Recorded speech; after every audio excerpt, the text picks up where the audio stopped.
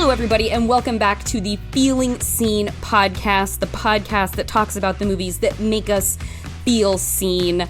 My co-host for today is someone who, if you're a fan of films, if you're a fan of genre, regardless of when you came into experiencing film, if sometime in the past 20 years you could have enjoyed one or multiple different entries from this filmmaker that have taken you to wildly different places, explored wildly different themes and textures. Maybe you are a fan of the earlier DIY stuff. Maybe you liked Trigger Man. Maybe you liked The Roost. Maybe you came into it in that early 2010s when indie horror was really taking off with that VHS collective of filmmakers, and you were like, you know what, The Innkeepers and House of the Devil are really my jam. Maybe you've caught a number of his entries of television that he has directed over the years, and now in 2022, maybe you have watched one or two of the burgeoning X trilogy. First X, now Pearl that's coming out. Ty West, what else do the people need to know about you before we get started in our conversation? That was quite a bit. So other than that, I'm sitting here with my dog. Great. Who's hoping that I, tell her something new that she doesn't know already. So I'm excited to talk. That is my whole job. So this is for your dog. This episode is for your dog and keeping her compelled and entertained because she's seen a lot today. And this year, I'm sure. We have a dog on the Zoom, everybody. The dog is in a bone collar. The dog is small and black and it is adorable. And I do have to say, In a Valley of Violence, excellent movie. If you are a fan of Westerns, but you haven't really sampled, you're more a fan of the spaghettis, the classics, and you haven't sampled too many modern Westerns, In a Valley of Violence is an excellent film as well. I will cover my dog's ears for that one.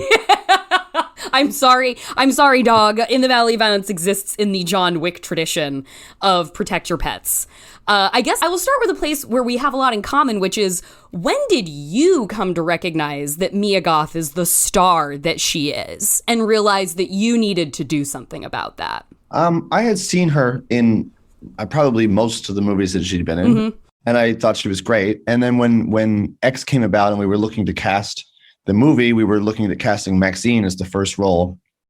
And my goal was always to find someone to play MaXXXine and Pearl to be the same person. Mm-hmm. I didn't know if I could find that, but that was the hope. And, you go out to actors, and she was on my list of people I was interested in for MaXXXine. And she was the second person that I met. And we talked on Zoom for an hour, maybe 2 hours. And she totally got the movie. And in that conversation, I said, well, my goal would be, if you played MaXXXine, that you also play Pearl. Mm-hmm. And she kind of stopped talking, and she kind of was like, my mind is blown. And I could kill that. And her confidence in her reaction to the excitement of doing it was very inspiring and was very on brand for MaXXXine anyway. And and Mia Goth, frankly. Yeah. And I just believed her. Mm-hmm. And I mean, at the risk of sounding terribly corny, it's a little bit of that X Factor thing, where just after talking to her for an hour, I was just like, yeah, I can see you doing this. And I believe you're going to work as hard as possible to do this. And she only has one speed. It's pedal to the floor. So, she gives 110% at everything. And I just was like, you are a good person because you're very talented and you're going to be great in this movie, but you're also going to be a great collaborator because I know that you'll die before it's bad. Mm-hmm. And so after that meeting, which was my second meeting, I just called everybody and said, we're done. We got it. We're off and running. Well, that's something you've obviously worked very extensively in the smaller budget space. And what have you learned about what you need from your collaborators to get the arduous process of making a small movie, an independent movie done, where you're like, I'm talking to people, I'm on a Zoom, I'm on a call, we're out to coffee. This is what I need from you to know that we can go through this, we can live through this together. The more you do it, the more you get a sense of people, and the more you get a sense of the people that you kind of get along with and work with. For me, first and foremost, it's very important that people understand the movie, mm-hmm. that they like the script, they understand the script, they get what I'm going for, not just story-wise, but also cinematically and visually, and they can see the movie that I'm making. Maybe not quite as much as I can, but they're not wildly off base, mm-hmm. because you could write a really great role and a lot of people would want to do it, but they may not know the movie they're in. Mm-hmm. And people need to know the movie they're in, because if they do, then you can collaborate with them and you can have a shorthand. And shorthand is very important because you never have enough time on movies and everything goes wrong. And you have to brace yourself for it just being a very stressful, chaotic situation when making a movie, no matter how prepared you are. Mm-hmm. And you want the people next to you to be able to be on the same mission with you. And you want them to to know how to get there with like the least amount of complication as possible. And you also want someone, like, frankly, who you would like to hang out with, because there could be someone that's incredible, but it's just pulling teeth being with them because your personalities are just so different. And that's not what life's too short to do that, because, you know, so you just want someone, for me anyway, I just want to work with somebody that gets what we're doing and is a very pleasant, fun person who we can laugh and have a good time, and then try to make something where we challenge ourselves in a very, you know, arduous, difficult manner. And Mia certainly is the perfect example of that. I was reading a quote from yours, just talking about movie making generally. This was, you were saying, making a movie is really traumatic. It's a series of mistakes and failures that you're desperately trying to hold off, and they keep encroaching upon you. And that reminded me of another filmmaker told me once that while he was on set of a movie that he was making, that he loves the final outcome, loved making it, was very passionate about it, was a generally very positive experience. And he said every morning when he was walking to set after he would get his coffee at the same coffee shop, he would hope to get hit by the bus that crossed at that same time every day. He's like, every day, I'm just hoping for that bus in the morning. And that was a movie he's proud of and had a generally very good experience making. Yeah, checks out. That's what it's like. I mean, the stakes are very high. It's very unlikely that you would ever make a movie ever. The moment that you're finally there to do it, the odds of you making it not very well are also very high. And the odds of that being exclusively your fault or the fault of somebody else that then it becomes your fault either way is very daunting, and the hours are very intense. And it's not digging ditches. There are many harder jobs than making a movie, but people do underestimate like the psychological toll that it takes on you trying to organize something that is almost impossible to organize. So it's really like, it's a job for crazy people. And so it's not shocking that, you know, almost everyone I know who does it is nearly crippled by it every time. Is waiting for the bus in the morning. And then there's this miraculous amnesia that comes with when you finish That sounds remarkably similar to what I'm told about birth, honestly. I think it probably is like that. I certainly don't know. I don't. You know, they say the thing like your movies are like your babies also, I don't know. But I think like that analogy probably works across the board, because there is something that happens. Like right now, the idea of making movies sounds great. But like if you were talking to me on the last day of shooting Pearl, I was like, get me out of here, you know. Well, I think this is a good segue into the main framework of the conversation, because we're now going to discuss the most bootstrap of kind of creations born forth from bootstrap methods, which is, you brought up Peter Jackson's first feature, Bad Taste. And I wanted to know why that movie resonated with you. And how old were you when you saw it? I feel like this is very important. I probably saw it when I was fairly young, like, you know, 12 or 13 or something. Prime time age for Bad Taste. Very much so. But I don't think the point of this conversation was probably when I saw it again when I was like 17, maybe. And that's when it landed on me in such a way that when you asked what kind of movie should we talk about, it's from that viewing that I had that reaction to it. And really, it's because, I mean, it's a very gross movie, and if you see it when you're 12 years old, it works very well as a disgusting movie. It's one of the more disgusting movies you could ever see, and it had a great box cover with an alien giving the middle finger, and so very memorable in the video store. But when I became interested in maybe making movies, and I watched that movie, it was the first time in my life I actually could see that a person was making a movie, and that because otherwise, like, let's say, like, I loved Raiders of the Lost Ark as a kid.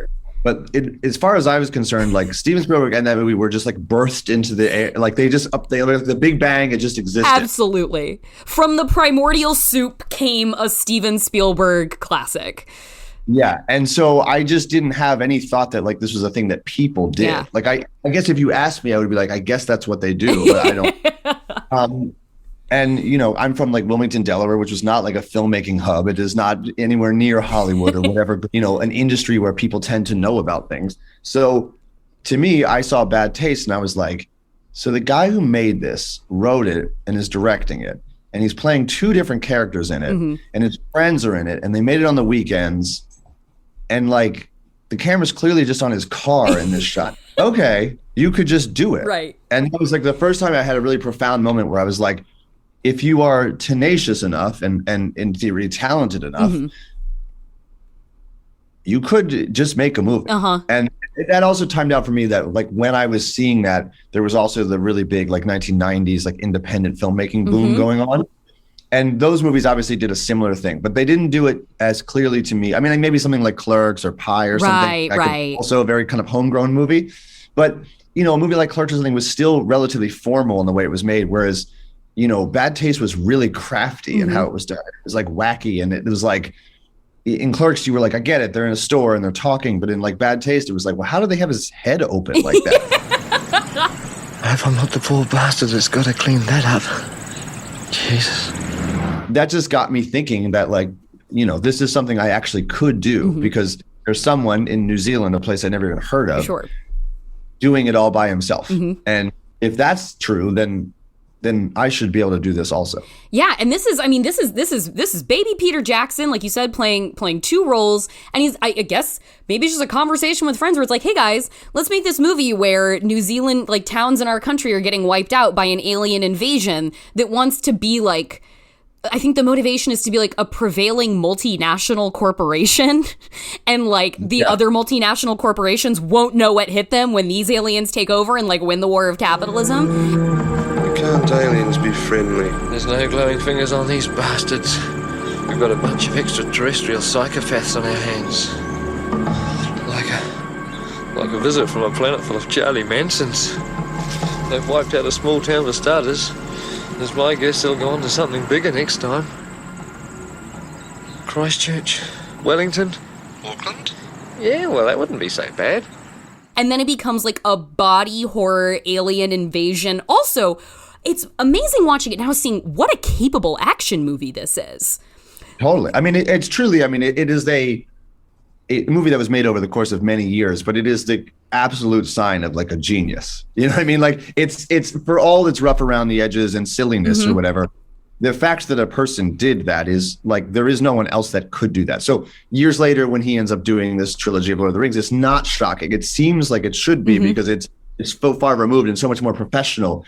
But it's like he made every prop himself. If you watch like the making of that came out in the 2000s on the Blu-rays and whatever, I mean, it's like he's making the prosthetics and baking them in his mom's oven, and he's putting guns out of pieces of metal and drilling them himself. I mean, he's a genius. And so, and not only is he like a genius creatively, he's crafty enough to be able to manufacture these sorts of things and to understand how a camera crane works and go, well, I can build that out of these like ragtag things put together by doing the same thing. I mean, the ingenuity behind it is like jaw-dropping. It's like a genre movie Leonardo da Vinci, just tinkering in his workshop.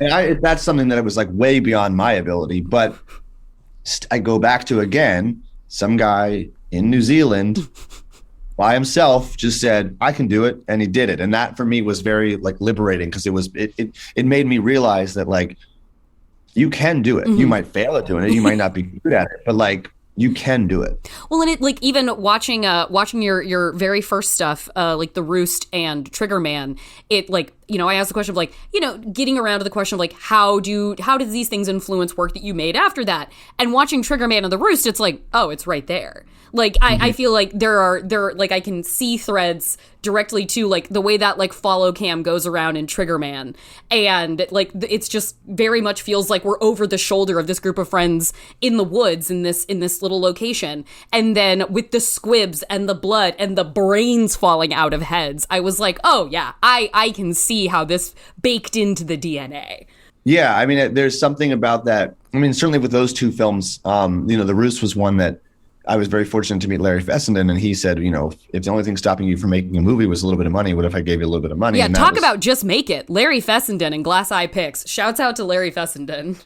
Very much so. And so I think like I was fortunate to meet him and have that opportunity. And, you know, a lot of people would say that you really want to have the perfect script or the perfect opportunity, and you want to wait till you can get, you know, a big movie together and really make a splash. And that's fine. But kind of where I come from and the perspective that I have on things is like, that could be a lot of waiting around that leads up to nothing happening and 10 years going by. So I was so grateful for the opportunity that someone would even bet on me, no matter how small it was. And I just felt like, okay, well, we'll make a movie. And if you try to make a movie and you try to say, every movie I make will be better than the last one, and that's the way you look at it, And each one that you make hopefully is better than the last one. Each one you make has its own interesting, identifiable things in it. I have always been really charmed by and intrigued by filmmakers who are like prolific and make lots of movies. Yeah. And when you do that, you know, it does make it difficult to make like a 10 out of 10 every time.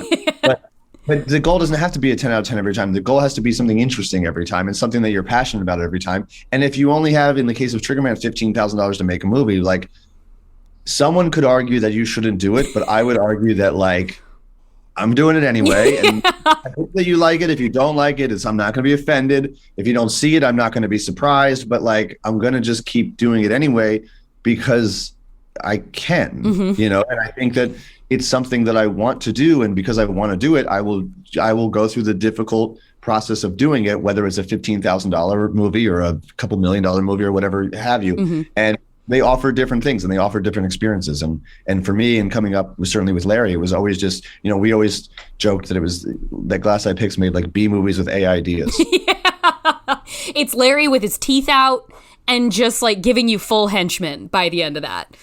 Very much so. The end of it is a very kind of dirty, hairy chase. That movie was actually particularly also inspired of all things by, like, at the time, that movie was like a very, like, steeped in realism kind of existential, very bare bones what that movie is. And which I think is an interesting detail of counter programming to the prevailing wars of, like, genre specifically at the time, where it's the remake machine. It's the MTV-ization, the Michael Bay-ization of horror, which is something that I absolutely love. Like, I miss the default spectacle mode of the 2000s, but something like that at the time was kind of like, if you need to seek out something else that is not The Hitcher 2007 or Sorority Row 2006-7, then it's kind of a great little antidote. It's kind of like, if you don't like big superhero movies now, go see Adam Egypt Mortimer's Arch Enemy and give yourself a little different gear. Yeah, I think he was not conscious to me doing it, but I think that's relevant because I think that it was, you know, if you, let's say the Hitcher remake is coming out, whether you like the movie or don't like the movie, if you were going to make a movie like that, you needed access to the machine that is Hollywood and whatever. If you do not have that and you try to imitate that, you are not going to succeed at doing such a thing. So because I had nothing to do with the machine that makes movies like that, I was just over here making what's not that. Yeah. It wasn't so to be particularly counter programming, although, like, perhaps my taste is counter that, but it's sort of like, well, you need all the bells and whistles that come with that. And that's like a different kind of production. And Triggerman was 4 of us out in the woods.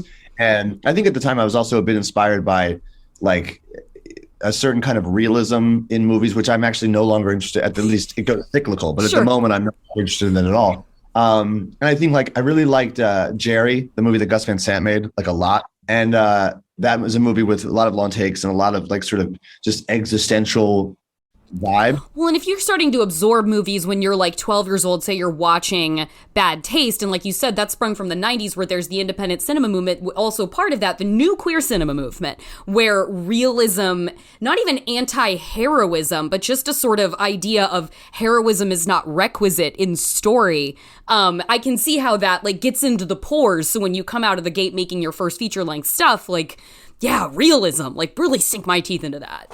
Yeah, there was something about, like, you know, obviously before the 90s, there's no shortage of things, from anything from French New Wave to exploitation movies to whatever. But in the 90s, which had a real moment, there was this sort of, like, the thing that was interesting about the independent film boom then is that movies that were like indie movies that were popular were antithetical to anything Hollywood would make. Like, that is what the term independent film subbed for, not like a Hollywood movie. It wasn't just, nowadays an independent movie is a movie you make without a studio. Yeah. Then it was that, but it was also its own genre, which is to say it will not have an ending that you are going to be satisfied with. It will likely be more ambiguous than you are comfortable with. It will have characters that are not defined in a way that you will know how to feel about them. And it could be very subversive with its sex and violence and themes and like cultural ideas and things like that.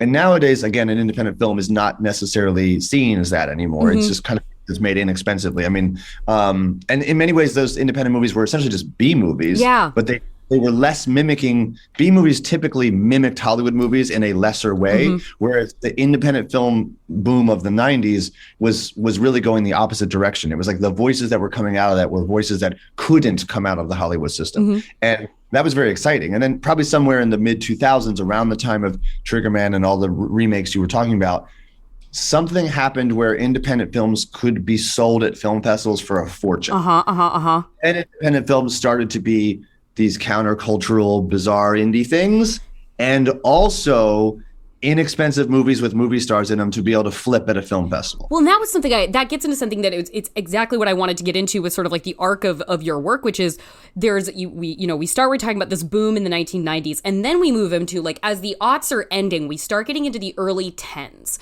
where there becomes, it seems like, another opportunity, at the very least, if not a boom, a bubble of a desire for independent genre cinema that I think that I can kind of put it into like the VHS bucket because of Adam Wingard, David Bruckner, the Radio Silence filmmakers, Timo Chianto even, coming out from this anthology series at the same time as like your additional features are coming out, things like The Innkeepers, things like House of the Devil. And I wanted to hear from you about what were those confluence of circumstances that suddenly made this thing you had been doing now a cachet, and that created the environment in which you could become part of this, like, your own part of next new wave of filmmakers? I don't know. I think part of it was the rise of like VOD.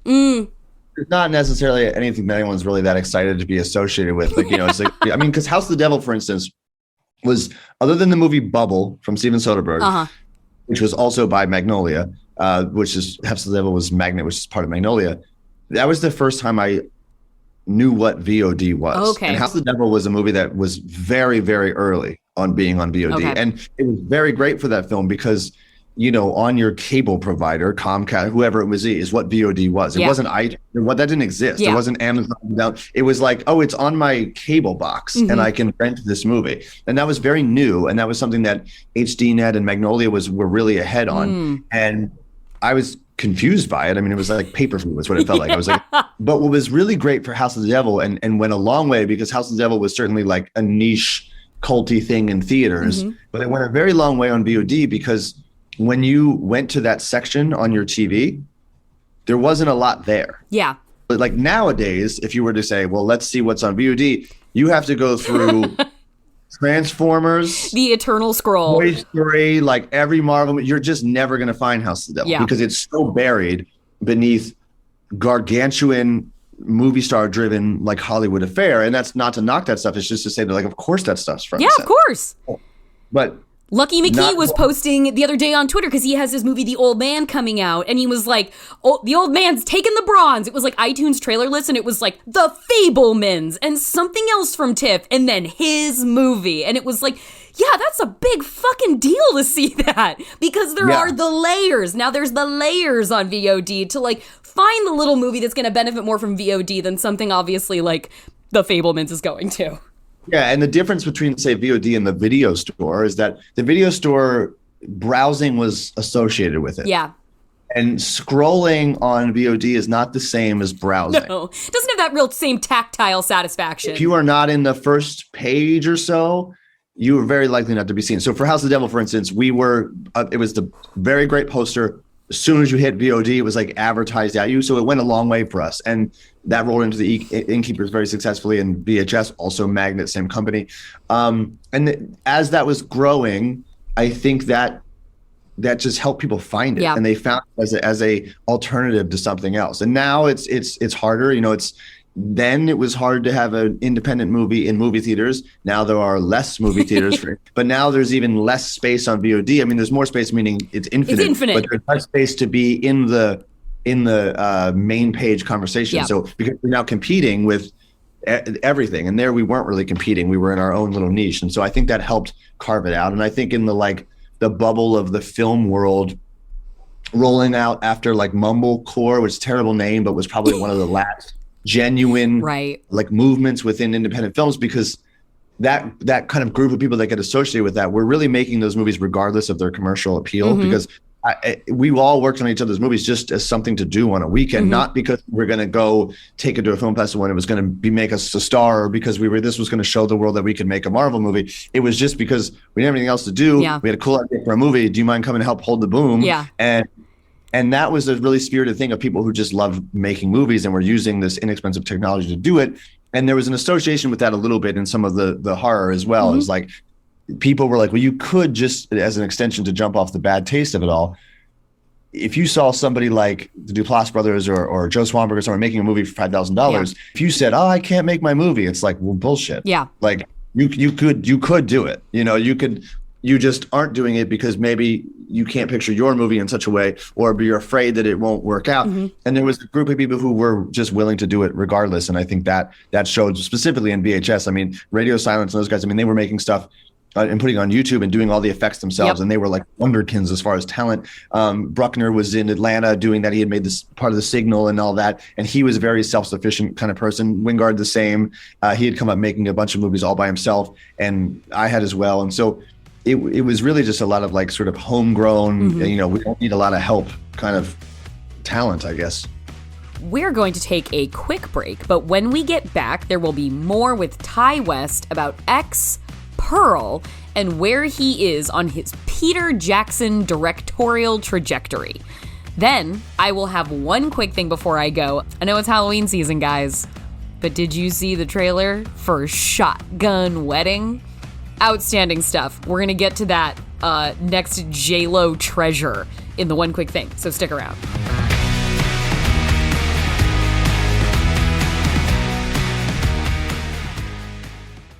Hello, dreamers. This is Evelyn Denton, CEO of the only world-class, fully immersive theme resort, Steeplechase. You know, I've been seeing more and more reports on the blogs that our beloved park simply isn't safe anymore.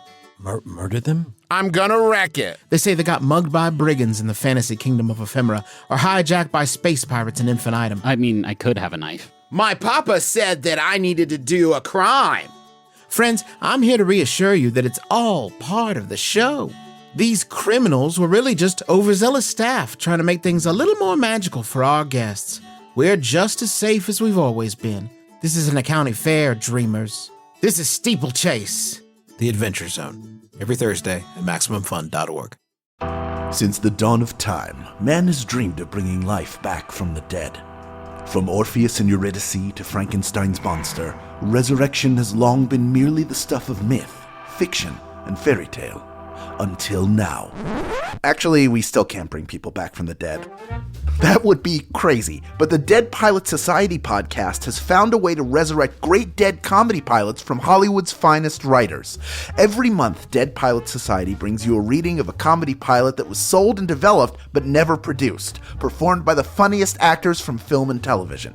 How does Dead Pilot Society achieve this miracle? The answer can only be found at MaximumFun.org.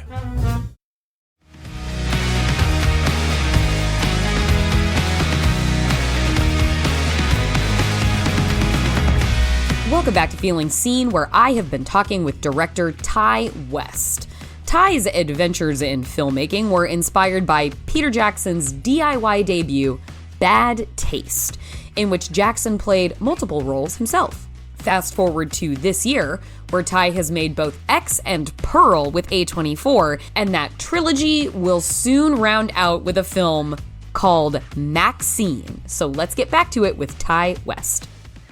I'm not in that. I don't make a habit of like finding people's old quotes and like bringing them up to them, but I think in specifically the case of X, and then I think from what it seems like might be going on in MaXXXine, I was reading an interview magazine interview with you from 2009 where you said, I don't like being known as a horror director because it's like being in the porn industry. It's tough to break out and be taken seriously. And I only bring that up because I feel like of the one-to-one relevance of bringing X into the world, which feels like it has even that ethos stringing through it of these this particular filmmaker, like the director who wants to make a good, dirty movie, teaming up with these pornographers to prove that he can make high art out of what people consider the lowest form of screen media, most likely. And I wanted to hear from you about your sort of point of view as somebody who goes on to make X that seems to comment on, not knowingly, but ends up commenting on a statement like that, where you take this thing and you're like, I'm gonna make a good dirty movie, and being at the threshold where you can do that with something like the imprimatur of A24 to take it out of the San Fernando Valley and make it like an art house horror picture. Yeah, I mean, you're probably pretty spot on. I think. Certainly me in 2009 versus me now is I'm far less enthusiastic in my opinions, and I'm far less, I hope, at least like insecure in needing to be seen and heard a certain way and be taken seriously. I'm sort of like quite comfortable just being, hanging out with my dog. And, I think, but the stigmatism of anything like that is very true. There is a certain element of like, limiting people by defining them a certain way is just a thing that we do, generally speaking. We like to put people in boxes. It's a stupid thing we do. I think most people would think it was stupid, but we do it anyway. We do it anyway, yeah. So I think, yeah, sure. I think a lot of people who have made horror movies are probably like, it's nice to be known as a horror movie, and it's nice to have horror fans, but it's also nice just to be thought of as a filmmaker. Because if you don't want to make a horror movie tomorrow, and then you're seen as someone who can't do that, then you go make In a Valley of Violence, and it's fucking great. This is the thing, is that you have to kind of not start over, but you have to risk whatever wind is at your sails. You have to risk no longer having that. I think that's a daunting idea, I suppose. But, like if I want to turn around after these movies and just make a straight comedy or a romantic comedy or something like that, that's what's actually been so great for me about doing television is I did 17 episodes of television, and some of them were horror, but a lot of them weren't. I mean, I did like a romantic comedy dance musical and I had a blast.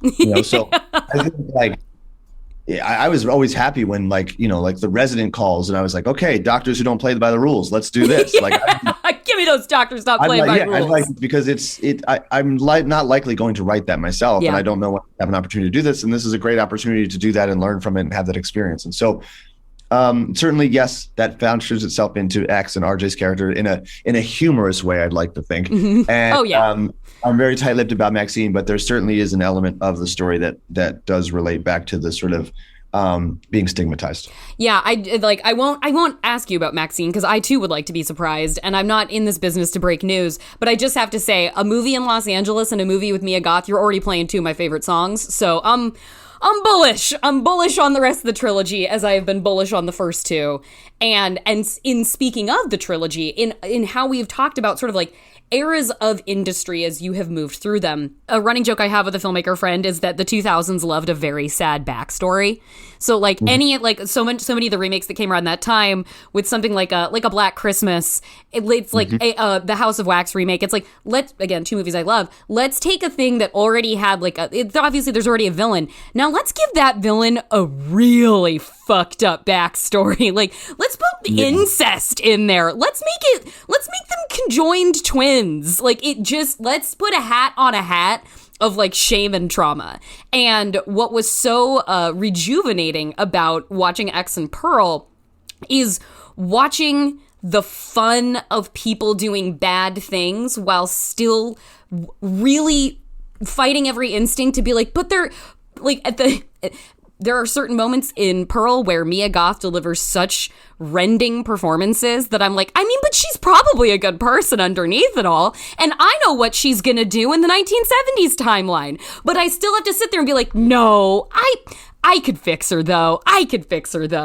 And the heart that these two movies have, I find to be a wonderful blend, a sort of blend that I've been looking for, of taking what feels like the excess of those genre films that I love of the 2000s and even sort of in their mentality and spirit, like the bigness of the 80s, and bringing it with the like sort of mature heart that we've become more adept at or become more used to seeing, I think, in genre films now. To me, it makes the case for like how far we have come and how many more tools we have to move forward and be even better than we are right now. Yeah, I mean, I think in making the movie, that I think almost nothing about. I mean, yeah, you got to get the movie made.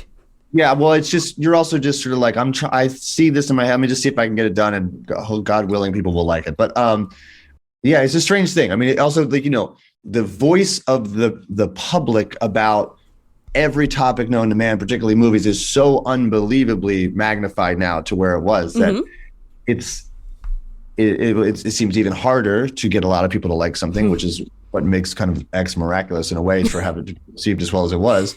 And, you know, there's always a conversation or below the conversation or another level of conversation for people to have that. I mean, it's not as if people weren't having conversations like that before, but it's all public now and it's all the time. And if this one doesn't work, there's another layer to it. And so to think about that is like you would just spiral out of control if you were thinking about people's reactions while making a movie or what people should or you want them to think. Then you're almost not even making a movie. You're making some sort of like a statement or something. And then then you get into that's just those movies are also generally kind of a drag as well. So I think with both of these movies and certainly with MaXXXine as well, like the real drive for me to like get up in the morning and make these movies is just like at its core because like a genuine, and this is going to sound very saccharine, but like a pure. I mean, this is a podcast of sincerity, so you go for it. It's a very just like pure, like love of movies. Like I really love movies, and I like what it goes into making movies. And I like the craft of making movies, and so where these stories came from and the aesthetics of the movies came from me just being like, I want people to be able to go to the theater and see like a traditional kind of, I mean, Pearl, for instance, is like if you go to, I mean, the Pearl has 85 minutes of wall-to-wall orchestral score in 2022. It's you know what beautiful. I mean? But when you see that, you are aware you're watching a movie. You're not thinking like, oh, I'm just learning a story or it's just plot or I was distracted and it was real. Like you are very much in a movie theater environment watching a movie that made. It is a piece of art, and I don't say that meaning like as a judgment. I mean it as in like it's not meant to seem like a documentary. Right. This isn't verite. This is cinema. No, it's meant to be like cinema in quotes, I suppose, whatever that means. And that's why I decided to go make these movies is because I was like, that's what I love. And it's not that doesn't exist anymore, but it's fewer and far between than it used to be. And how do you find, like, you know, I guess it helps being established and kind of like never missing in the feature films that you've made. Like, how do you marshal that into existence with there being sort of like structural things opposing the pursuit of like theatricality? How do you as a filmmaker guard that for yourself in pitching your movies, getting them made, and you know, what is your sort of walkaway point, I guess, have you found where you're like, no, I'm too old, I've been here for too long, and I've made too many things to compromise this thing away? What is kind of the thing that you won't compromise away when you are really set on doing something? Well, I took a big break from making movies to see what it was like to not make movies, and it's fine to not make movies. It's quite pleasant, to be honest with you. And so I only want to make a movie. If A24 had said no to X, I don't think I would have made it with anybody else. Maybe no one else would have wanted to make it. I wasn't that interested in pursuing that because it just felt like, and even when I set out to make it with them, you know, when we were sort of putting the idea together and a deal and all this sort of stuff to go make this movie and all the things that you have to do, I was like, look, if you just want to bail out of this at any time, just bail out. It's okay. You know what I mean? Like the night before we shoot, you freak out and don't want to make this movie, we'll just go home. Yeah. And like I genuinely meant that because I was like, I only really want to do this if we're doing it for real. I don't want to fight you all the way if I'm going to do this. I don't want to do that. I don't want to work with people that have different agendas. You know, that I have a different agenda, they have a different agenda, and we're just hoping the other one won't notice or something. That's dumb, and it's something that everybody does to some extent in their life and certainly in their career, and I've done it too, where you just sort of know, like, we're not really on the same page, but there's something in it for both of us to move forward with this, and there's no free lunch. Like, you end up, you know, finding conflict in something that makes it quite unpleasant, and I just don't really want to work that way anymore. So for me, I tend to write everything I do completely on spec. I won't sell anything to anybody. I won't sell a pitch. I won't do anything like that. I'll just write the script and I'll send it to you. And if you don't like it, don't make it. And if you do like it, let's make it. But let's make what this is, you know, and let's make it the way that, like, you know, I want to do it and whatnot. And if that means it has to be made a little bit smaller, it has to be made, you know, a little bit, you know, outside of the lines or whatever, then I can't complain that it's not $100 million studio movie. It's like,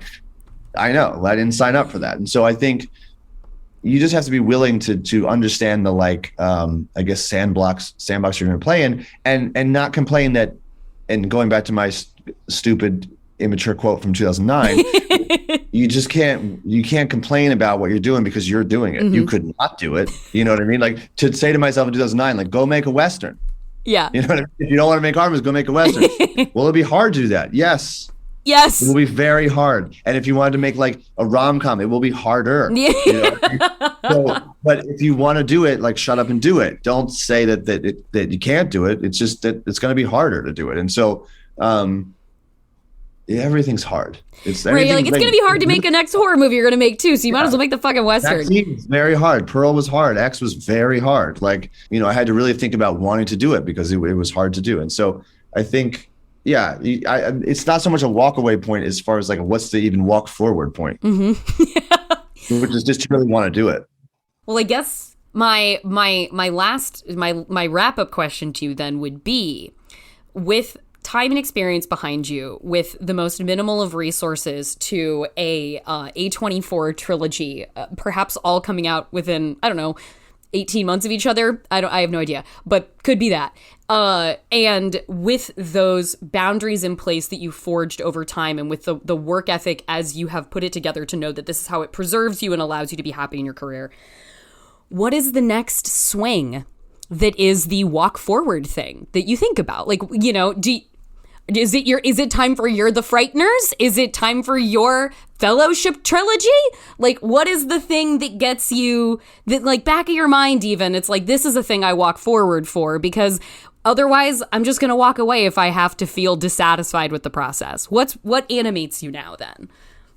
I don't know. I'm trying to think of how to keep the Peter Jackson analogy going, but I think I am doing it. I know. Well done. But maybe I'll do my Meet the Feebles. I think that it's weird. I mean, I went to New Zealand and I'm making a trilogy, which is just sort of the most New Zealand thing. They only let you. You walk in the door, it's a trilogy, otherwise don't come. Brought up many times. They were very prepared for when we said we're going to keep making movies. They were like, well, we know how to do that. I don't know. I think for me at the moment in my life, like being able to write and direct and like just to do the movies that I want to do and have them be, you know, my favorite movies are the movies like when you see the movie, you can tell who made it. If you see 5 minutes of a Coen Brothers movie, you can guess that it's them. If you see 5 minutes of a Terry Gilliam movie, you can guess it is them. Spielberg, Tarantino, all these sort of people, you can feel it. Yeah. And you can't explain it, but you can feel it. That's always been the like the pedestal to me of like what great filmmaking is. Not that there aren't great movies that aren't that, but that to me is something that's like, oh wow, this person doesn't exist and this movie can't exist. I think that it's not that I aspire to do that, but that's what I just kind of want to keep trudging forward doing, is something that it's like, and I obviously it's not lost on me, slow burn and all these things. I hear what everybody says is like, you can kind of, I think, sense that I made, you know, without me, there is no Pearl, I think. And I think that I'd like to just try to keep doing things like that. And A24 has been like unbelievably great to work with. And I would love to keep working with them as long as possible, because it's been a real pleasure, I think, for both of us. And I love to hear that. As far as going, you know, beyond that or whatever comes after MaXXXine, I certainly have some ideas and some things that are, you know, the snowballs are slowly rolling and whatever. But I think at the end of the day, like, if it doesn't feel like I can do it clearly and have a good time doing it and express myself and achieve what I'm trying to achieve, I don't, outside of an enormous amount of money, like, you know, like something freakish, like, you know, everyone hates me because the deal was so insane. Jeff Bezos gave me all his money to make I can buy my own rocket ship to the fucking moon. And like outside of that, it's a little bit like, it's best to just kind of keep doing what you love to do rather than look at an opportunity because someone says, well, this will be good for you because of a reason that at the end of the day, you don't really care about, you know? So. Well, I feel like you've heard this a lot of times this year, which is that you have made two of my favorite movies of 2022. And I am so excitedly looking forward to MaXXXine. And I like your whole career, Ty. So I really appreciate you. Thank you very much for taking the time and sitting with me today. I really appreciate it. Happy to do it. I appreciate it. Thank you for the kind words. We work very hard on X and Pearl, and it's a very strange thing to make two movies at the same time and to have them out secretly in the same year and to have them been so warmly received is after spending a lot of time not making movies, it's been it couldn't have gone much better. So it's been a difficultly challenging, exhausting year. but as fulfilling as anything I've experienced. So I'm happy to just get back to work on MaXXXine and hopefully keep the snowball rolling. Yeah, and then you can get that amnesia, and movie making can be the best thing all over again. Very true. Well, I hope your dog had a very nice time. She's sound asleep, doesn't care at all. Perfect. Just cannot be bothered.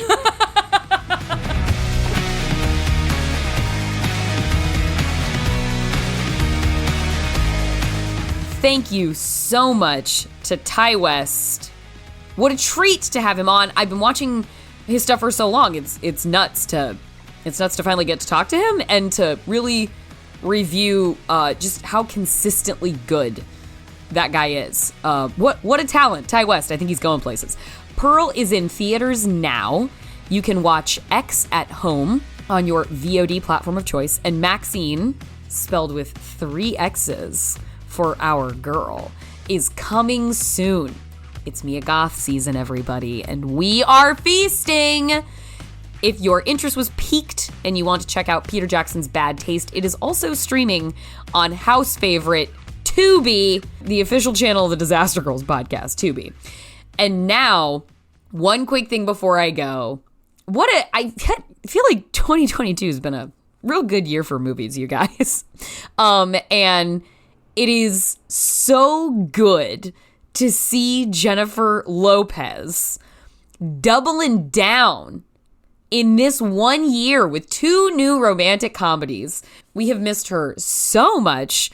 It was Marry Me with Owen Wilson earlier in the year with a soundtrack that is maybe one of the best J-Lo albums that's ever come out, turns out.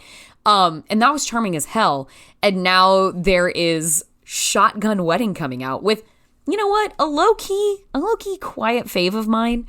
I think maybe the actor that has appeared in the most Transformers movies in the franchise, Josh Duhamel, secret Transformers franchise anchor star Josh Duhamel. Starts out standard enough. We've got Jennifer Coolidge in a mom role, in a bridal party mom role. You can't go wrong starting out with that. And then like it looks like Tropical Destination. Like they're excited, they're getting married, they're being sexy. But then like it gets closer to the wedding, and it's like, oh my God, am I having doubts? Oh no! And then you're like, what boyfriend of the past is gonna come out and ruin everything? And you're like, it's Lenny Kravitz. So you're seeing the ways in which this is like so many rom-coms you've watched, but you're just very happy to see Jennifer Lopez doing it. And then everything turns on a dime, and the trailer becomes like a full tilt action movie where militarized bad guys storm the wedding, and suddenly it's like it's guns and it's fight choreography, and it's Jennifer Lopez and Josh Duhamel like having to fight their way to survival as people who are extremely not trained to fight anyone. And I'm assuming throughout the course of the movie becoming even more bonded and resolved to one another in their commitment, and that will handle the doubts that any one of them might have been having going into the ceremony. But in the meantime, we're gonna watch, I think, Jennifer Lopez like kill bad guys with a cake knife while wearing a wedding dress, and Jennifer Coolidge is gonna carry a big gun, and and then, guys, you know it's real. You know it's real when the song I'll Be by Edwin McCain shows up in this trailer, and then gets, you know how songs get like trailer edits? Jordan Peele has like made a whole medium out of like doing very good like chopped and screwed horror remixes of like popular songs of R&B songs in his trailers to really get you in the mood. This one becomes like an action trailer remix of Edwin McCain's I'll Be, and in the trailer alone we see that crescendoing to the point where many of the wedding attendees, looking like they've been through hell and come back, all standing together and singing I'll Be in unison. I'll Be you guys. You all know it. Even if you don't think you know it, if you heard this song start to play, you would be like, oh yeah, the song with Love's Suicide as a lyric. Like, oh yeah, I know this chorus. And you would, I would say instinctually your body would take over and you would start like hitting those ascendant notes in the chorus of I'll Be Your Crying Shoulder. This is one of my favorite karaoke songs of all time. I just, literally weeks ago, just sang this at a goddamn wedding in which everyone came together in a group slow dance and sang the song together. We basically lived out a sequence from the movie Shotgun Wedding that we didn't know existed yet. So this could not have hit more buttons for me. And I think this looks like it is a great, if you want to have a fun double feature twist on the rom-com night, from 2022, watch The Lost City. Go back and watch The Lost City with Channing Tatum and Daniel Radcliffe and Sandra Bullock from earlier this year. And then get yourself all prepped and ready to go to the theater and watch Shotgun Wedding. Because this is the kind of rom-com excitement I want to see. I want to see rom-coms turned into shoot-'em-up movies. Rom-coms should have more things exploding. That is how you get people to the cinema for romantic comedies. You blow shit up and you do something crazy and you give Jennifer Coolidge a gun. And I'm not saying I'll Be is what gets people to the theaters, but I am saying it's what gets me there. So what a great year. 2 action rom-comedies, 2 Jennifer Lopez romantic comedies. It can't get any better. It's been a banner year for horror, but guess what? It's been a banner year for the romantic comedy too. So let's go off on that positive note. And then I know I already just talked about it, but maybe next week we'll get into a little bit of Hellraiser because, guys, I've seen it. It's good. But that's our show for now. There you go. Tease, you got a show for the next episode. That is our show. You can follow us on Twitter at FeelingScenePod or send us an email at feelingscene@MaximumFun.org. If you want to follow me, I'm JorCrew on Twitter. Our theme music is by Andrew Epen. This show is produced by Marissa Flaxbart. Our senior producers are Kevin Ferguson and Laura Swisher, and this is a production of Maximum Fun.